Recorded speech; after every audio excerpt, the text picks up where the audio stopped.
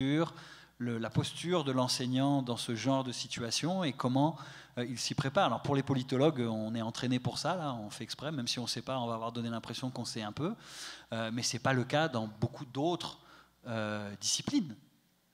Et d'ailleurs, je pense qu'il y a même beaucoup de disciplines où on ne se pose pas ces questions-là. Mais c'est-à-dire que tout ça peut être porteur.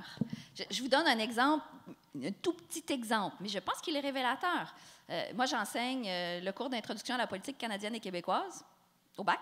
Je suis sûre que vous rêvez tous de suivre ce cours-là, ça me semble évident. Mais, entre autres, fréquemment, en fait, chaque année, j'avais avec les étudiants une conversation, et les premières fois que je l'ai eue, je la trouvais très difficile, où j'avais des étudiants, quand je parlais du statut démocratique du Canada, j'avais des étudiants qui me disaient « Vous avez tort. Le Canada n'est pas démocratique. » Puis j'avoue que je perdais un peu mes moyens. C'est-à-dire que là, à partir des données qu'on possède, là, il y a comme des choses qui sont difficilement contestables.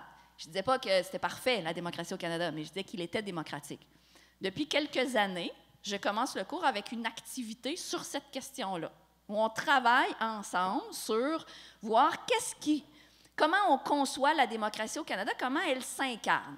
Ça ne veut pas dire que je convainc tout le monde. Il reste toujours des gens que leur non-verbal me dit clairement que pour eux, le Canada n'est pas démocratique. En tout cas, à la fin de la première séance. J'ose croire qu'au bout de 45 heures, on a réglé ça, mais qui sait. Mais on a ouvert cette conversation-là et je pense que ça a amélioré mon cours. Maintenant, c'est vrai que c'est déstabilisant de se faire challenger sur quelque chose qui nous semble ne même pas pouvoir faire objet de discussion. C'est-à-dire que, est-ce que la Terre est plate? Non, on ne va pas en débattre. Et pourtant, visiblement, on sait que sur les médias sociaux, c'est quelque chose qui se débat. Bon, ben oui, c'est ça. Mais je pense que ça peut être porteur si on ramène cette conversation-là, mais je pense que ça doit partir de l'université. Et là, les profs les enseignants at large doivent être porteurs de quelque chose, là. Une question que je me pose par rapport à ça, c'est comment l'université peut justement réussir à installer cette conversation-là quand, dans le fond, la société s'en va de plus en plus polarisée. Ce que je veux dire concrètement, c'est qu'il y a des gens qui sont probablement polarisés depuis enfance, adolescence, c'est-à-dire quelqu'un qui pense comme ça, il ne parle pas parce que ça entraîne des inégalités, ou quelqu'un comme ça, il ne parle pas, ça c'est un fasciste. Donc à ce moment-là, parce que le danger que je perçois là-dedans, c'est que l'université devienne une bulle un peu dissociée du reste de la société et qui soit perçue comme ici à l'université, ils tiennent des conversations complètement bizarres qu'ailleurs on n'accepterait pas, par exemple. Bon, ce ne serait pas la première fois qu'on dirait qu'à l'université, il se passe des choses qui n'ont pas lieu dans le reste de la société, là. Bon, David a dit tout à l'heure qu'on n'avait pas de réponse. Fait que, on jase, d'accord? Mais déjà que de se sentir, d'envoyer le message, qu'il y ait cette espèce de discours qui est tenu et qui est entendu sur les campus universitaires, que cette conversation-là est valorisée et est souhaitée sur les campus universitaires. Déjà, là, je ne suis pas en train de vous dire qu'on va trouver une solution qui fait qu'il n'y aura plus jamais personne qui va se sentir heurté par rien, puis que tout va... C'est pas ça mon point, mais déjà que d'en faire vraiment la promotion, que ça fasse partie de quelque chose qui est mis de l'avant, que ça fasse partie du discours ambiant, que cette conversation-là, elle est valorisée sur les campus universitaires, et pas juste en mode défensif, mais en mode, on met de l'avant ce qu'on fait de mieux. On fait ça à l'Université de Sherbrooke, là. Comment on est bon pour faire plein d'affaires. Bien, on pourrait aussi, dans les universités, mettre de l'avant ça dans un mode de promotion et pas juste en mode réactif quand il se passe un événement malheureux. C'est une solution qui ne change pas le monde demain matin, mais qui, je pense, peut contribuer, qu'on n'ait pas l'impression, comme enseignant, qu'on est tout seul dans notre classe à défendre ça, qu'il y a quelque chose qui est plus grand que nous et auquel on participe. Moi, je pense que ce serait déjà ça. Puis, je n'ai pas entendu ça, moi, dans les dernières années. Je n'ai pas entendu ce discours ambiant-là. Je pense parce qu'il était pris pour acquis. Pas parce que les gens n'y croyaient pas, mais je pense que les gens prenaient pour acquis, fait qu'on n'a pas besoin d'en discuter parce que, bien, visiblement, il n'est pas si pris pour acquis. Il n'est pas si... En tout cas, il reste des minorités qui n'en sont pas convaincues. Donc, moi, je pense qu'il y aurait déjà là un travail à faire. pour ça, il faut quand même qu'il y ait un grand confiance entre la communauté universitaire puis les processus de l'université, dans le sens où si un professeur dit quelque chose qu'il considère vrai puis qui ne fait pas l'unanimité puis qu'il y a des plaintes, il faut qu'il ait confiance que il n'y aura pas de répercussions à ça. Puis du même côté, du point de vue étudiant, s'il y a une divergence avec son professeur, qu'il a le droit de le dire sans avoir de répercussions. Présentement, même s'il y a des processus en place, ce que je vois du côté étudiant, c'est qu'il n'y a pas une assez grosse confiance dans le système que c'est garanti qu'il n'y aura pas de répercussions contre cette personne-là. Puis même si on réagit après qu'il y ait des répercussions, il y a quand même eu des répercussions. Fait qu'il y a toute cette confiance-là à construire aussi là, autour de ça. Oui, c'est fondamental. C'est que si on parle de la liberté d'expression, c'est la liberté d'expression de tout le monde. Et c'est ça que je disais tout à l'heure. Ce n'est pas juste celle des enseignants qui sont à l'avant sur leur chaire, assis un peu plus haut que les étudiants, et qui disent « j'ai la liberté d'expression, j'ai le savoir, toi, tu as le droit d'écouter ». Il faut renégocier le contrat social en lien avec la liberté d'expression, absolument. Mais moi, je suis quand même... Il ne faut pas dresser un portrait cataclysmique de la situation, même dans la société. Je pense que la majorité des gens sont pour le dialogue, parce que le dialogue est quand même ce qui nous permet de vivre au quotidien. Il vaut mieux parler avec son voisin que de lui tirer dessus.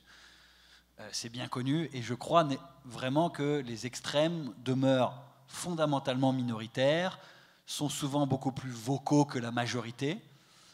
Et je ne parle pas ici de majorité silencieuse, qui pour moi ne veut rien dire, parce qu'en général, les gens qui parlent de majorité silencieuse s'arrogent le droit de parler au nom d'une majorité silencieuse, ce que je trouve toujours un peu étonnant. Donc, ce n'est pas ça que je dis.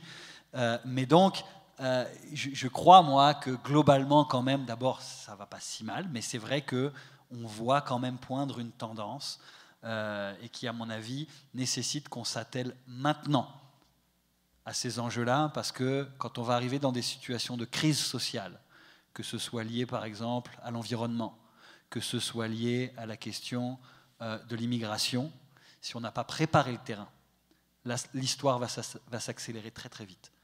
Et là je pense que les sociétés démocratiques se prennent pour acquis, mais on a vu chez notre voisin que ça peut aller assez vite, qu'il reste la plus grande démocratie certes, mais qu'elle est quand même dans une certaine mesure, avec ces questions-là de la liberté d'expression, passablement challengée au moment où on se parle. L'Europe, d'où je viens, a un visage totalement transformé entre le moment où je l'ai quitté, c'est-à-dire il y a moins de 20 ans, et aujourd'hui. Vous avez aujourd'hui des polarisations sociales qui sont perceptibles dans la rue. Une femme voilée, un Français d'origine subsaharienne, se fait insulter possiblement dans la rue. Et inversement, vous pouvez avoir... donc on voit ça, on l'entend, ce sont des gestes quotidiens. Les incidents haineux sont quand même en augmentation dans la plupart des pays occidentaux. Donc il y a quelque chose derrière. Et ce fond-là, à mon avis, il tient aux polarisations sociales qui, moi, m'inquiètent beaucoup plus que la liberté d'expression. C'est ça la vérité. Parce que je pense que la liberté d'expression, elle a toujours été malmenée, mais on arrivera à la sauver, surtout sur les campus universitaires. Le bon sens finira par l'emporter. Les polarisations sociales, elles ne se régleront pas nécessairement sur le campus. Elles se régleront dehors. Ça m'inquiète un petit peu plus. Mais donc je pense que l'université, si l'université renonce à cette mission ou à cet aspect fondamental de sa mission, je ne sais pas qui va prendre ce bâton de pèlerin-là. Je ne vois pas qui dans la société. Donc, à mon avis, il faut la replacer, cette question de la mission du dialogue social, de renforcer l'esprit critique, d'apprendre à débattre, si nous, on ne le fait pas. Puis quand je dis nous, en fait, ce n'est pas juste l'université, c'est les cégeps, c'est l'école secondaire, c'est l'école primaire, parce que souvent, c'est bien plus tôt qu'il faut commencer ça. Mais si on n'enseigne pas ça, ça fonctionnera pas. Mais je pense que ça prend pas des états généraux, là, c'est peut-être un mot un peu fort, on va dire, mais ça prend une discussion davantage, à mon avis, entre les différents pôles et les différents métiers, professions à l'université, incluant le métier d'étudiant, qui est une fonction à temps plein. Et je pense qu'on en est rendu là. Je pense qu'on en est rendu là. Et même au niveau de nos collègues, je pense que beaucoup de nos collègues ne problématisent pas encore ces enjeux-là. D'ailleurs, si vous regardez le profil des disciplines qui sont représentées ici, qui vient de lettres et sciences humaines ici là? Bravo! Ouais, vous voyez. Donc, qui sont les disciplines par excellence où ces enjeux-là sont fondamentaux. Mais dans les autres, nous, on a rencontré beaucoup d'institutions universitaires dans les sciences dures et les choses se posent très différemment. Et on a l'impression que parce qu'on ne discute pas de politique, c'est pas important d'enseigner l'esprit critique. Mais que tu sois en génie, que tu sois en biologie, que tu sois en mathématiques, l'esprit critique, c'est une valeur cardinale qu'on devrait enseigner à l'université. Ça devrait être le principe numéro 1, le premier jour de ta rentrée quand tu t'assois dans ta salle de cours. Peu importe le prof que tu as en face de toi, qui te rappelle que c'est ça le cadre du débat. Donc, moi, je pense qu'on ne peut pas renoncer à ça. Sinon... On a 2 questions, là. S'il vous plaît. Oui. Alors, moi, ce serait une question pour comprendre, en fait, le cas particulier de l'Université de Sherbrooke, puis peut-être plus généralement du Québec. Là. Donc, dans votre expérience, c'est quoi les points de friction dans vos classes, par exemple? Est-ce que vous avez réussi à identifier 2 ou 3 points qui reviennent à travers toutes vos expériences de profs et d'étudiants qui posent particulièrement problème là, à l'Université de Sherbrooke en particulier? Alors, les 3 points principaux qui reviennent dans l'étude que nous, on est en train de mener, c'est le clivage sur le spectre gauche-droite, notamment la question identitaire.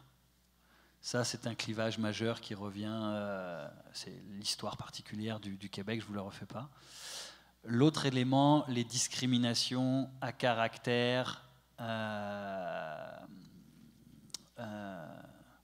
sexuel.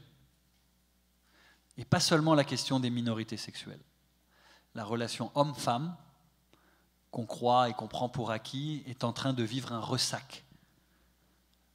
D'ailleurs, je rappelle à tout le monde que les 2 principaux attentats en sol canadien ont été des attentats antiféministes. La Polytechnique et les attentats de Toronto. 13 et 8 morts. Donc en sol canadien, on fait semblant qu'on parle de djihadistes, et puis je ne suis pas en train de dire que les djihadistes, ce n'est pas important, c'est une menace à la sécurité nationale, évidemment, mais notamment dans le post-MeToo, on vit un ressac, et aujourd'hui, les spécialistes s'inquiètent beaucoup de la remontée d'un certain discours anti-femmes, anti-féministes, avec des pulsions homicidaires, parfois suicidaires, qui pourraient conduire, donc vous connaissez les incels, on a quand même beaucoup parlé de ça, là, les célibataires involontaires. Donc sur les réseaux sociaux, on a vraiment maintenant des groupes d'hommes avec des propos extrêmement menaçants, extrêmement violents, qui, des fois, dans des gestes de désespoir, pourraient très bien passer à l'acte. On ne considère pas encore comme une question de sécurité nationale, mais quand on regarde les statistiques des homicides, les homicides d'un homme contre une femme, souvent quand c'est sa femme, c'est quand même ce qui est dans le top de la liste. Hein. Donc la question sexuelle, minorité sexuelle, mais pas seulement, c'est le 2e point. Le 3e point, évidemment, l'origine ethnique et culturelle, qui sont des points d'achoppement. Et j'irai plus loin, hein, je dirais qu'il y a un vécu discriminatoire ou de discrimination plus élevé parmi la population d'origine étrangère, que ce soit des Québécois d'origine étrangère ou des étudiants internationaux dans les salles de cours. Et là, on a tous une responsabilité vis-à-vis de ça, soit parfois effectivement parce qu'un prof, sans s'en apercevoir, va tenir des propos qui peuvent être blessants, ou alors parce que nous-mêmes, on ne va pas les intégrer dans nos équipes de travail, parce qu'on pense qu'ils ne sont pas assez efficaces par rapport à leur système d'éducation originel, qu'on veut des bonnes notes. Et c'est tout aussi insultant de se faire dire « t'es dans notre groupe, mais t'inquiète pas, je vais faire le travail pour toi », que de dire « je ne veux pas de toi dans mon équipe ». Et donc ça fait partie aussi effectivement des sources de tension et de polarisation sur les campus universitaires. Donc on s'éloigne un peu de la liberté d'expression, mais moi je travaille sur les polarisations. C'est à peu près les principaux points. Donc clivage gauche-droite, minorité sexuelle, minorité culturelle. Il y en a d'autres, hein, mais ceux-là reviennent de manière extrêmement fréquente. Moi, je veux juste ajouter sur ça que j'ai de la difficulté à répondre à votre question en termes d'expérience, et c'est pour ça que ce que le professeur Morin, je pense, est plus utile, mais parce qu'honnêtement, j'ai l'impression que tout le monde crie à l'intolérance à son endroit. C'est-à-dire qu'on peut trouver des gens qui crient à l'endroit de cette insatisfaction-là de toutes parts. Je veux dire, est-ce qu'on a... Prenons juste la question homme-femme, là. Je veux dire, mais les femmes qui trouvent qu'à leur endroit, il y a une discrimination ou des comportements inappropriés, On entend ça, mais on entend les hommes aussi qui nous disent qu'à leur endroit, maintenant, ils sont devenus victimes. Puis, donc, pourquoi je ne suis pas capable de trouver une tendance? C'est justement pour ça. Je veux dire, gauche-droite, là. Moi, dans les dernières semaines où je me prépare pour cette conférence-là, là, si vous saviez, comme on m'a dit, dur comme fer, que le problème, c'est la censure à l'endroit et la discrimination à l'endroit de la droite, et où on m'a dit, aussi pas les mêmes personnes, je vous rassure, là, mais que c'est la discrimination à l'endroit de la gauche. Donc, la perception, elle est répandue all the way, là. Donc, tout le monde étant une victime, tout le monde trouve une certaine légitimité à dénoncer. Donc, je ne suis pas capable de répondre à votre question. Fiez-vous au professeur Morin. Bonjour, déjà, merci. Puis, c'est forcément naïf, ma remarque, question, etc. Moi, j'étudie pas du tout comme ça, comme côté politique, etc. Mais comme tout le monde, je parle avec les amis et puis on se pose des questions sur la liberté d'expression, quand ça commence, quand ça doit s'arrêter. Est-ce que ça doit s'arrêter? Et moi, dans les conversations, je dis toujours, non, il y a un moment, là, t'as pas le droit de dire ça. Ça, c'est comme, c'est la loi, elle dit ça, c'est une agression. Ça, c'est une insulte, c'est pas une opinion que tu défends. Mais je me rends bien compte quand je vais me coucher le soir que c'est arbitraire, et puis à partir de quand on décide que c'est une agression, à partir de quand c'est juste un peu offensant, et puis l'autre, il a qu'à tolérer le propos après tout. Il peut prendre sur lui aussi. J'arrive pas à faire de frontières comme ça oui, ça non. Je sais que c'est peut-être trop arbitraire, c'est trop binaire, là, vous allez me dire peut-être, mais j'aimerais ça avoir votre opinion, comment on se situe dans ce genre de situation. Ça oui, ça non, c'est trop loin.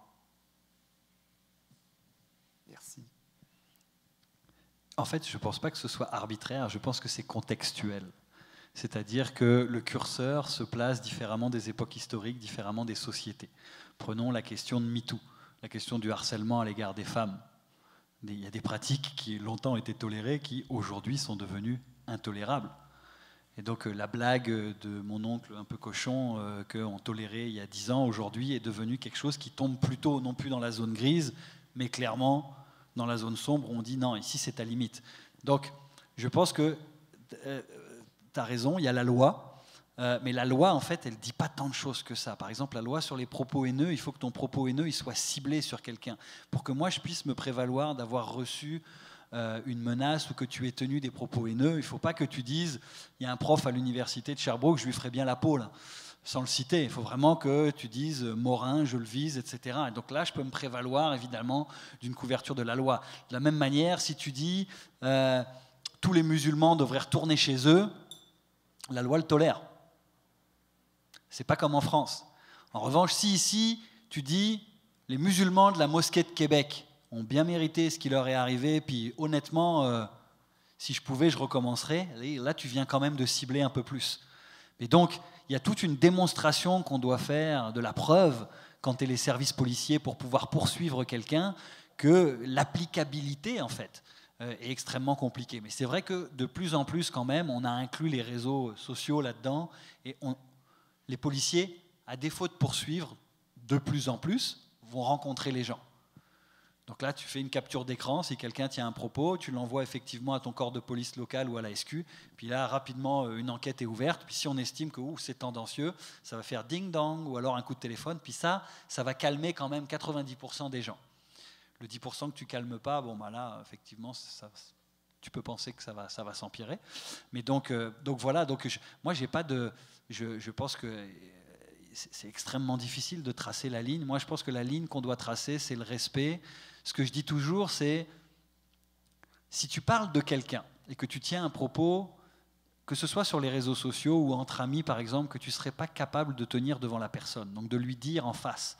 Si tu parles des immigrants, si tu parles des minorités sexuelles, mais que si tu étais face à quelqu'un de cette minorité-là et que tu ne lui dirais pas les choses, ni sur le fond, ni sur la forme, c'est probablement que tu es en train de franchir la limite quand tu le dis ailleurs. Donc c'est déjà, mais ce que je vous dis là, ça vaut rien dans le cours de justice, etc. Mais moi, c'est mon radar personnel qui s'en va là. Après, légiférer, c'est pas souhaitable non plus parce qu'on ne veut pas tomber dans une censure d'État. Puis c'est souvent ça le problème, c'est qu'à un moment donné, le balancier est dans un extrême et puis le balancier arrive dans l'autre et puis là, on tombe dans des espèces de trucs qui sont ingérable du point de vue de l'état de droit, où on ne peut pas effectivement commencer à essayer d'aller polisser tous les discours. Mais ce que j'aime beaucoup dans la remarque que vous faites, c'est que vous dites, moi, à un moment donné, ça me heurte, puis je le dis à quelqu'un. Là, je pense que ça ne va pas, ce que tu dis. Mais je pense que si tous on se donnait la peine de faire ça, dans la chambre de hockey, dans nos propres familles à Noël quand on entend toutes sortes de conneries, ou dans nos groupes d'amis, si individuellement on en est convaincu et qu'on faisait ça, je pense qu'on ferait bouger les choses tranquillement et on ferait évoluer la norme sociale de ce qui est acceptable, de ce qui ne l'est pas. Et moi, je suis convaincu qu'on tomberait là, pour le coup, pas dans un extrême. C'est exactement là où je voulais aller. Ce que vous soulevez là fait partie de la conversation. Quand on dit à quelqu'un « t'as tort parce que » ou « ton opinion, là, elle me dérange parce que », on est en conversation.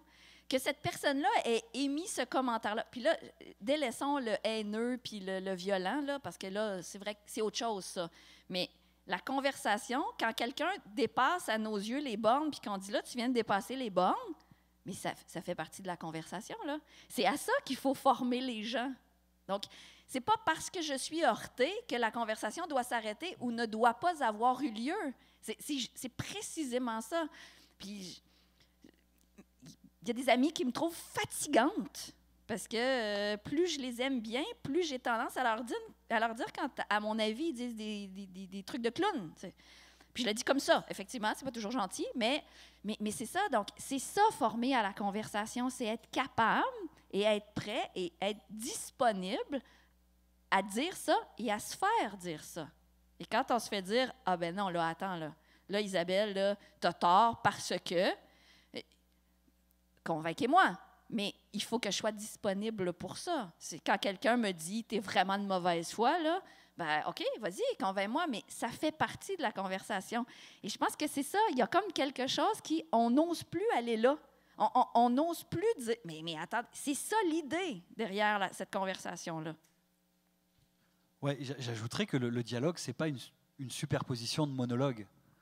Et donc, même au-delà de dire, là, tu as dépassé les bornes, je pense que le simple fait de dire, je ne suis pas d'accord avec toi parce que, et puis d'amener des arguments est déjà bon en soi. De la même manière que, ce que je disais tout à l'heure, on fait moins de journalisme et plus d'éditorialisme, on a l'impression que la politique est une joute. Donc, peu importe le fond des arguments, il faut qu'il y ait un gagnant, il faut qu'il y ait un perdant. Non, ce n'est pas vrai. Ce n'est pas ça le débat public, ce n'est pas ça le débat politique. Il n'y a pas un gagnant et un perdant. Mais de plus en plus, on présente ça comme ça. À la télé, le débat des chefs. On compte pour savoir, et d'ailleurs, les experts sont toujours en train de nous expliquer qui a gagné, qui a perdu, puis en général, ça coïncide absolument pas avec le résultat des élections un peu plus loin.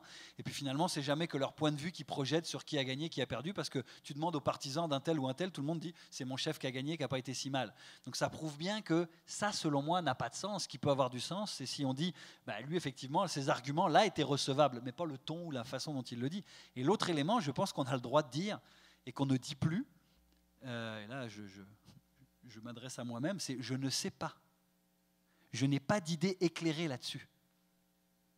Hey, je m'excuse, ton argument, bah, je ne sais pas quoi répondre, là, laisse-moi y penser, je te reviens demain, je vais essayer de faire un peu de lecture à la maison parce que j'en sais juste rien. Mais on n'est pas aujourd'hui dans ce genre d'atmosphère-là. D'ailleurs, et quand on est prof, on pourrait dire ça aussi, là, je ne le sais pas.